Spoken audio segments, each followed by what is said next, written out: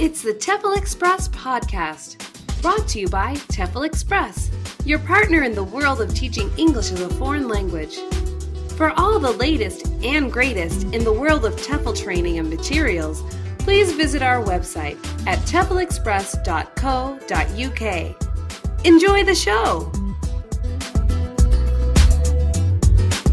Hi, welcome to the TEFLCast. My name is Adam, and with me today is a guest ESL teacher.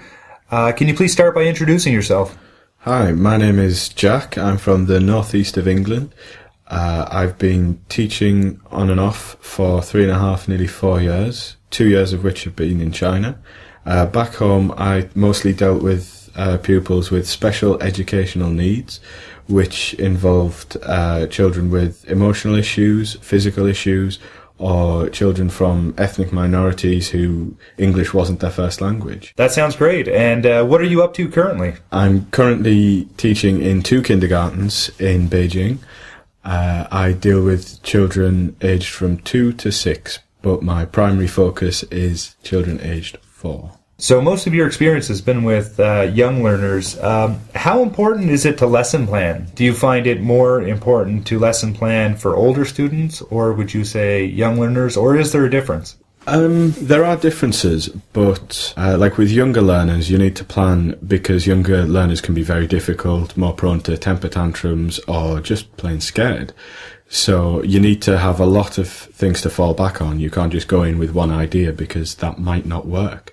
If you're dealing with a very emotional class or a very hyperactive class, what you plan might not work. So you need to have a lot of choice in what you can do. Right. And now, how important is the time involved in that? Like I've taught in the past, and I know when making lesson plans, you have to account, a good bit of your evening into making the lesson plan. But how much time do you think is appropriate to spend on making a lesson plan in the evening? I'd say about a third of the time that you would spend on the lesson. So if your lesson is an hour long, you should be planning for about 20 minutes. But the more you do this, like over time, it will become less and less as you have more ideas. You don't have to sit thinking about things. You can just put it straight on the paper. Good. So, like, for example, if I was a new teacher starting out, it's very possible that I could spend up to 2 hours even making an hour-long lesson. Oh, at least. Yeah. When you first start out, I've spent hours in the past over a half-hour lesson. Right. Like when I first started, it's a bit nerve-wracking, but once you get the confidence and the practice, you can shorten that time a little bit.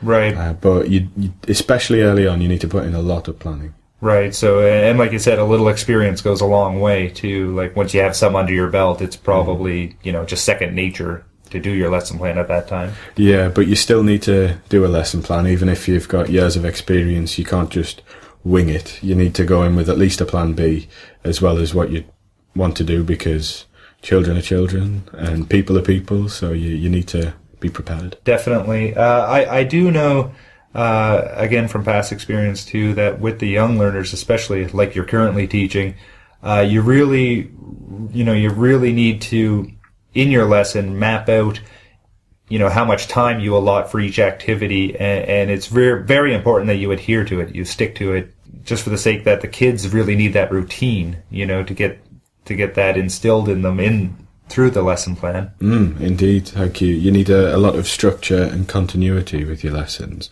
For example, I have 10 minutes of singing at the start of my lessons, so the pupils can get into the routine. They know once they're singing songs, the lesson's going to begin. And I always finish with a 5-minute story, usually in a book, and they know that that's the end of the lesson. And it's going to last for 5 minutes, and they know that this is their wind down time. They still have to think and be active, but they know this is the final push sort of thing. Right. They know the end is in sight. Yeah, in a good way. Exactly.